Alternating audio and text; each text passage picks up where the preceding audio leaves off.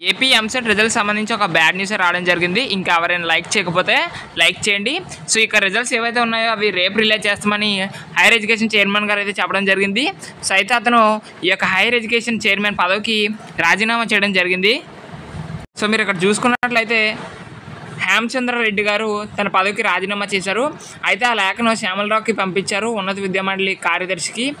అయితే రాజీనామా ఆమోదించేందుకు ప్రస్తుతం ప్రభుత్వం లేకపోవడంతో శ్యామలరావు బుధవారం నుంచి ఈ నెల 19 వరకు మెడికల్ లీవ్ మంజూరు చేశారు అని చెప్పడం జరిగింది. అంటే హైయర్ ఎడ్యుకేషన్ చైర్మన్ అయితే ఇప్పుడు లేరు. సో మనకి ఎప్పుడు కూడా రిజల్ట్స్ ఎడ్యుకేషన్ మినిస్టర్ గారు కానీ లేదా హైయర్ ఎడ్యుకేషన్ చైర్మన్ కానీ రిజల్ట్స్ రిలీజ్ చేస్తారు. బట్ ఇప్పుడు హైయర్ ఎడ్యుకేషన్ చైర్మన్ లేరు అండ్ ఎడ్యుకేషన్ మినిస్టర్ కూడా లేరు. సో ఇప్పుడు అప్రూవల్ అనేది హైయర్ ఎడ్యుకేషన్ చైర్మన్ గారి దగ్గర నుంచి కానీ అక్కడ పైన గవర్నమెంట్ నుంచి కానీ అప్రూవల్ రావాలి. ఇప్పుడు గవర్నమెంట్ నుంచి అప్రూవల్ రావడం అంటే మనకు ఒక 5 లేదా 6 డేస్ పడుతుంది.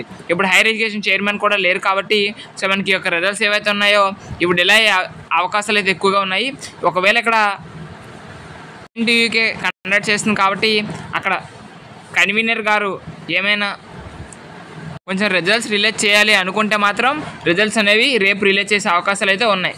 ఒకవేళ ఇలా అవ్వదు అనుకుంటే మాత్రం మనకి రిజల్ట్స్ అనేవి ఒక 4 to 5 డేస్ అనేవి డిలే అయ్యే అవకాశం ఉంది. సో మనకి రిజల్ట్స్ రిలీజ్ చేస్తారా రేపు లేదా అనేది ఈరోజు 7 లోపు తెలిసిపోతుంది. సో మీకు ఒకవేళ రిజల్ట్స్ కనుక ఇచ్చినట్లయితే మీకు తప్పకుండా వీడియో చేయడం జరుగుతుంది. కాబట్టి మన ఛానల్ అయితే సబ్స్క్రైబ్ చేయండి. Thanks for watching this video.